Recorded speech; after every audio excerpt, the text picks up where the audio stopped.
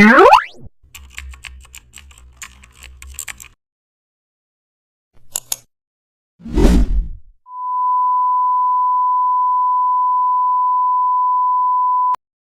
back to the channel. Don't forget to like, share and subscribe for more update. Today we are explore curved header wave cut using custom shape.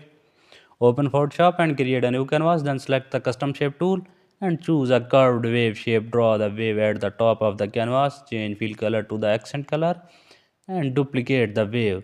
Flip it vertically using Ctrl plus T. Lower the duplicate slightly. Change its color to the darker tone. Align both waves cleanly. Add heading text below the wave. Adjust spacing carefully. Group both wave layers. Double click the top wave layer and add subtle drop shadow. Then press OK. Zoom out to preview. Check each and everything of the project.